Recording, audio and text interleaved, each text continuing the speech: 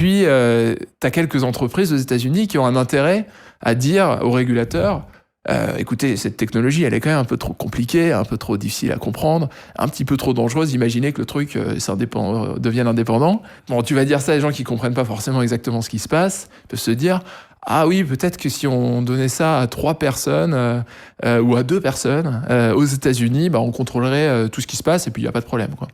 Mais nous, on pense que c'est faux. C'est-à-dire que avoir 2 entités, ou encore pire, une entité qui contrôle tous les systèmes et qui ouvre sa porte à des auditeurs auxquels ils montrent ce qu'ils veulent, on pense que c'est pas la bonne solution. La bonne solution, en sûreté logicielle, c'est l'open source de manière générale. On l'a montré en cyber, on l'a montré sur les systèmes les plus fiables aujourd'hui, les operating systems les plus fiables, c'est Linux. Le fait d'avoir le plus d'yeux possible sur une technologie, le fait de la distribuer le plus possible, c'est une manière de faire en sorte que le contrôle de cette technologie soit sous un contrôle démocratique.